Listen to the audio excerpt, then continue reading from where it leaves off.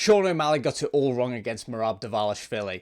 It's so frustrating watching back that first fight because O'Malley was so concerned about the takedown threat coming his way that he never allowed himself to get into that flow state. And when O'Malley is in that flow state, he's one of the best fighters to watch in the UFC. But that wasn't even his biggest mistake. His fatal mistake was allowing Merab Dvalishvili to get into his rhythm, because as we saw against Umar Nurmagomedov, once Merab enters that rhythm, it's so difficult to break him out of it. So in today's video, we're taking a look back at the first fight. We're going to break down some fight clips, take a look at what O'Malley did wrong and what he can improve upon heading into the rematch. Hello guys and welcome back to Alex on MMA. So when you take a look back at the first fight between Merab and Sean O'Malley, what really stands out? I think obviously the beginning of the fight had Merab arguing with Sean O'Malley's coach, Tim Welch, and then Merab just having a lot of success taking down Sean O'Malley. This was supposed to be a fight where O'Malley would demonstrate his improved takedown defense, and it was just nowhere to be seen. And then the other talking point was about O'Malley's late success with that front kick. But you know you're scraping the barrel when it comes to positives that a fighter has done when you're isolating one kick in the 5th round to really pull apart. But don't worry, we will be getting into that in this video.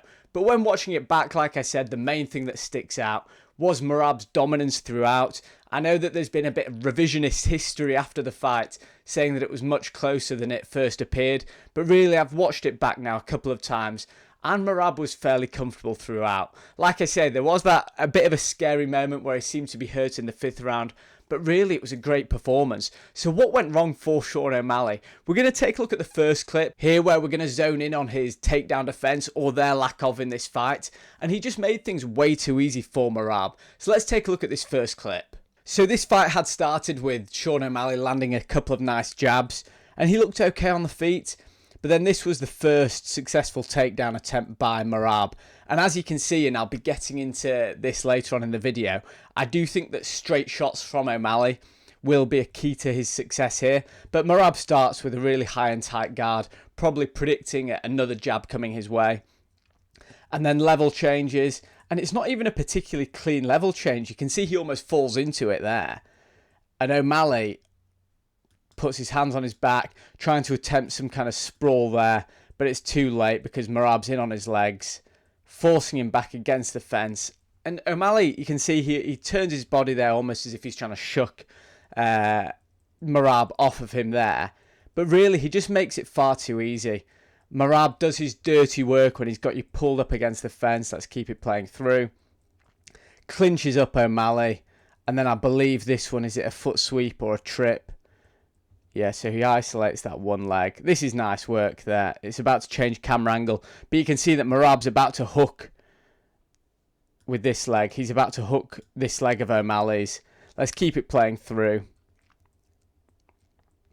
And for me, really, this did set the tone for the fight, because O'Malley just didn't do enough here. It was far too easy for Merab to get this first takedown. And it's different if you make a fighter really work for it, and then they're questioning their gas tank. Merab might not have that problem, but most fighters will question their gas tank. But if you're allowing a fighter just to bundle in to a takedown without setting up with strikes beforehand, O'Malley just made it far too easy for Merab in this fight. And I just don't understand where all this preparation went into his camp heading into this fight, because surely you know what you're going to get with Merab. He doesn't disguise things too well. He'll keep marching forward. He'll posture and try and look good for the judges, do some showboating, which again we're going to get into in this video, but really you know what you're going to get. And I don't want to give too much away now for my prediction video, but the straight shots, these knees, these jabs as Merab is advancing, just to upset the rhythm, could have really paid dividends. And if you look at the way in the Sean O'Malley against Aljamain Sterling fight, that fight in which he won the title, when Aljamain Sterling was marauding forward, not particularly using high-level footwork or anything like that, O'Malley was able just to slip out the way, step out the way, and then catch him with a straight shot, which ultimately led to the finish. And we didn't see any of that kind of stuff in this fight. Yes, Merab and Aljamain Sterling, even though they are training partners, they're very different fighters. Both got good gas tanks, but Merab's on another level. I just think that Merab is so busy when he gets up in your face. He'll clinch you, he'll do some dirty boxing. He doesn't mind it looking messy because he'll just spamming the takedowns. But where was that cute movement from O'Malley in this fight? He was okay on the front foot at times, but really when Merab was advancing, I need to see more from Sean O'Malley. And it just sounds like I'm absolutely slating Sean O'Malley in this video, which, look, it was a poor performance by him. I'm sure he'll agree, and I'm sure we're going to see a better version of him this time round. But one thing that Sean O'Malley is so well known for is both his shot selection and his footwork. And it was just found wanting in this fight. And he made Merab look like a much better striker than Merab is. And it's never good when you make it your opponent's, weak area of their game look much better than it actually is.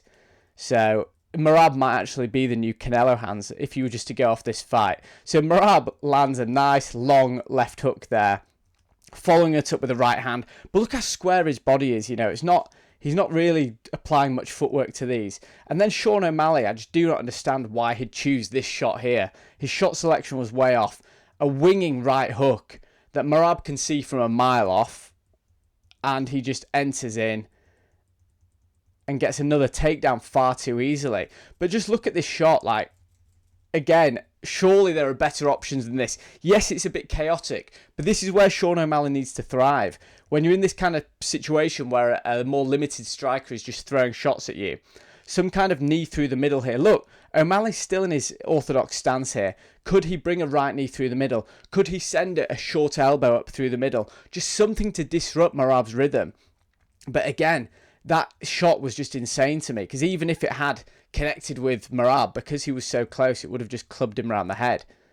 But again, shot selection in that first fight, we're picking out the mistakes in this fight that O'Malley made, and his shot selection was just way off. And now I'm going to give my opinion as a fan, what I think the kind of shots that O'Malley should be taking in this fight. And again, if you disagree with me, feel free to tear me apart as well. But there's a couple of shots I think will be really important in this fight, and I have written them down. It's both the inside low kick and the jab. Whenever Merab is advancing, these are the two shots that I'd really like to see from O'Malley. Yes, if he gets a little bit closer, throw that knee up through the middle. O'Malley did have success with the knee on occasion in this fight. But that jab, just to mark up Merab's face a bit, make him a little bit reluctant of keeping on coming forward. I'm not just saying one of those touching jabs, one of those ramrod jabs that really Merab will feel, that will knock his head back. And then the inside leg kick. Sean O'Malley is such a dynamic striker. He definitely has an inside low kick in his locker. But for me, the inside low kick, especially when it's coupled with a jab, is one of the best rhythm disruptors there is. And before you allow Merab to get his confidence up, to stick his chest out, to start waving his arms up in the air to the judges, if when he's advancing, you can just off balance him with an inside leg kick and then let off either a right hand and a left hook or something else. These are the combinations that O'Malley really needs to work on. No massive overhand rights or big long hooks that Merab can duck under and make things messy. Just nice straight shots up through the middle. Don't overcomplicate it for this one. And whilst we're on the topic of disrupting the rhythm, I think it is worth a mention of what happened at the very start of this fight. I'll bring up a couple of screenshots now because we don't really need to watch it. But Tim Welch and Merab Dvalishvili arguing in the ring whilst the fight was going on straight away. The whole thing looked very ridiculous. But if you were to have your tinfoil hat on and think why Merab was engaging with Tim Welch, because look, even though these two clearly have a bad relationship, it's not going to be the first time that this has happened between a corner and a fighter. And I do think that Herb Dean messed up really, because you shouldn't really intervene just because a fighter is upset with some noise happening outside of the octagon. Yes, maybe between the rounds give Tim Welch a warning and have a word with Merab, but the fighter should not be allowed to stop the action and disrupt any kind of rhythm or flow that Sean O'Malley is getting into. Because again, Sean O'Malley is a flow fighter. He lands a couple of nice punches and he starts to feel himself a bit more, and that's really important for him doing his best work. Whereas Merab didn't really want him to get into that state. Look, I know I'm stretching things out a bit now, but if Merab did want to play mental games by having a bit of back and forth with O'Malley's coach, distracting O'Malley or whatever else effect it had, then this was a pretty good way of doing it. But anyway, back to the action itself. And there was some moments of success here for Sean O'Malley with the straight shots. So just to back up what I'm saying, we're going to look at a clip here. And again, I'm not claiming to be an expert by any means, but I'm literally just saying what I saw in the first fight and what other fights I've seen O'Malley have success in. And these are the kind of shots that do make things work. So when Merab wasn't advancing and it was O'Malley's turn to go, You can see here, really nice fake knee. They got Merab's chin very high in the air. Do you see that? So that reaction kind of got Merab quite static there. Standing still. Gets cracked with a nice jab. Keep it playing through. And these were probably a couple of the best moments in the fight for O'Malley. And then a grazing knee, you know, the front. It wasn't a clean, it wasn't his knobbly knee crunching him on the top of the head. It was more of a graze there. But a couple of moments that showed O'Malley the kind of shots that he needs to be putting together in this fight to have success. Again, no winging hooks, no big shots, just keep things cute. In and out movement. Don't admire your work for too long, because one area in which Sean O'Malley fell short in this fight is that when he did have the occasional success, if he landed a good shot, he would just stand there and admire his work. And these are two of the worst things that you can do against Merab. Firstly, as we said, being overly cautious about the takedown so that you don't fire back your first shots when he's advancing. And then on the other hand, when you do have success, when Merab isn't advancing, you stay in one position for too long, you know that Merab's going to either shoot on you or drive you back against the fence and try and take you down that way. So whatever you say about O'Malley's performance in this fight, even if you think it was close, there's no denying that a lot of the errors were made by O'Malley rather than forced upon by Merab. Merab did his thing. He did what he always does. He's a great fighter. He's got great cardio, really solid takedowns. But a lot of what Sean O'Malley did in that fight did contribute to Merab's success. He just got the game plan all wrong. He'll need to make some serious adjustments in this rematch. Okay, so we're deep into the fourth round here. And O'Malley does land a nice right hand because he's got Merab backing up. And that was one of the better shots in the fight for O'Malley. Again, the fact that we're picking out these isolated one strike shots landed by O'Malley says a lot. But let's just keep it playing through a little bit. There we go. So O'Malley's now sort of marching Merab down. He knows that he landed a good shot. But again, he knows that he's down on the scorecards. Surely he knows at this point that he's down on the scorecards. And he's not being light on his feet. He's just really lazy here. I just think this is really poor by Sean O'Malley. So Merab, yes, he throws a left hand, but it's a very empty left hand. He's not expecting to do much with it. And then just enters on Sean O'Malley, who does nothing there. Absolutely nothing there to stop the takedown. Yes, he gets a bit of a whizzer there, but that's not going to do anything in this situation. Merab turns the corner and takes him down, and it was just far too easy. So frustrating because Sean O'Malley's such a good fighter. He's in a good camp with Tim Welch, who's good at grappling. He's been in the ADCC qualifiers before, but his ground game and the grappling in this fight just looked so limited. Yes, he was able to stuff the occasional takedown, but that's not unusual against Merab. Merab will continuously spam takedowns, not necessarily putting everything into it, but just to get his opponents to question themselves, to be as uncomfortable on the feet as possible. So don't be tricked by stats that show a fairly good takedown defense by Merab's opponents, because that's all part of his game. That's why he has so much success.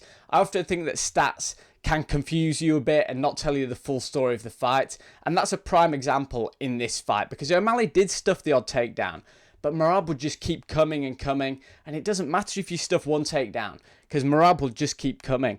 And I do think that O'Malley needs to throw in those stinging straight shots. I'm just saying this over and over again, but it's so important. Those stinging straight shots, be it a jab, a knee, or a front kick that we're about to get into. But then when he's landed these shots, he needs to get out of range again, even if he's striking in two faces. Inside low kick, jab, out the way, then come back in with a knee, and just disrupting Merab's rhythm and not letting Merab get his hands on him. Because once Merab gets his hands on you, even if he doesn't take you down, he's going to wear on you, he's going to make things more tiring for you, and eventually that will lead to the takedown. So all the little things that he puts together, even if he can't take you down there and then, they're all contributing to future takedowns. Now let's take a look at O'Malley's best moments in this fight. And yes, like I said, this does say a lot. People who are saying that this fight was a lot closer than it is, the fact that people are isolating a front kick in the fifth round with 1 minute 34 seconds left probably tells you all you need to know. But hey ho, I'm going to hop on that bandwagon as well, because this kick did get a massive reaction from Merab, so I'm not playing it down too much. And how much could it play a part in the rematch? So it was a fairly solid front kick. he dug his toes in and it sort of clipped Merab at the angle. And you know, oftentimes if someone's got a good front kick, their opponents will stand at more of an angle. But when the toes clip you like that, it's absolutely horrible. And you can see the poker face of Merab has just gone at this point. Both his arms down there after eating that low kick. Let's just have a little look back at that again. So Merab's hands are nice and high because O'Malley had a bit of success. He knew that he needed to go for it more in that 5th round. The toes dig in. Merab clearly feels it. And, you know, it's not as if he puts his hands down there and then he's back up in a second. Even though this is frame by frame, you can see that Merab was really on the back foot from that moment. Let's keep it playing because I actually can't remember what happens next. Although I believe that Merab does get a takedown fairly soon. Again, this is great. This is all good stuff by O'Malley. Really good stuff. But stalking him down, we'll leave it there for now because ultimately Merab did get a takedown to finish the fight, I think. But yes, O'Malley got the success with that front kick, but then move it in a couple of phases. Don't overcommit and stay in one position because Merab will just level change. It's so obvious. But when he is moving back, hopping in, trying to land maybe another right hand to the body, a jab to the body, just to keep Merab on his heels. Again, so much easier said than done. But what other option do you have? You need to implement something very different. This is to Sean O'Malley, by the way. You need to implement a very different game plan in this next fight coming up next week if you're going to have any success. Because if you think that you can get away with just popping out the jab when moving laterally around the octagon, that just doesn't work against Merab. He will get to you. And I know that the most casual take for this fight is that O'Malley just needs to land a left hook on Merab and it's good night because Henry Cejudo rocked Merab with a left hook. Even Marlon Moraes, who was a great fighter in his heyday, but yeah, even Marlon Moraes at that stage in his career rocked Merab with a left hook. But I just don't think the hooks are the shots that are going to win O'Malley this fight. I know that my predictions of late have been very good, so listen to me probably if you're wanting to win money.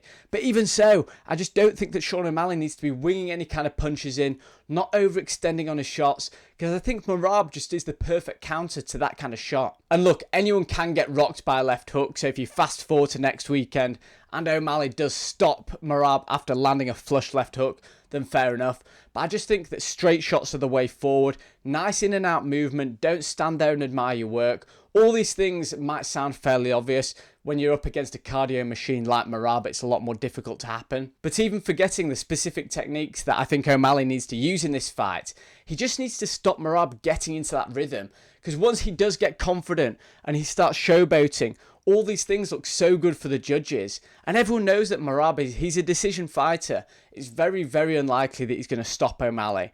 So when rounds are close, if Merab is able to pick up Umar Nurmagomedov and drop him down and not really do much with it, but still gesticulate to the crowd and waves his arms in the air, to the judges, that kind of thing, it looks good. It just looks as though you're winning the round. You know, it's psychological. It's so obvious and it's so clear what he's doing. But nevertheless, it works. You very rarely see a fighter who's clearly losing a fight throwing their hands up in the air. That's just the way that it is. On the other hand, if O'Malley can mark up Merab's face with the jabs, if he can get him hunching over with the shots to the body and the front kick, he can have a lot more success in this fight. So overall, my summary is, I think that O'Malley has a lot of changes he needs to make in this fight. Obviously, he does. A lot more straight shots, a lot more in and out movement. Don't hesitate. If you land a good shot, don't hesitate. Don't admire it. Get out again, then get back in again. All these things are really important. But like I say, the most important thing, do whatever it takes to stop Merab getting into a rhythm. And you'll have a lot more success in this fight. Anyway, guys, that's my breakdown of the first fight between Sean O'Malley and Merab Dvalishvili. Again, I think it was very dominant by Merab. I'm going to be doing more videos because this fight is still a little bit of time away. I'm going to be doing more videos when the fighters are doing interviews. I'll be doing my prediction videos and stuff like that. So if you have enjoyed this video, please do subscribe to the channel and I'll see you guys in the next one.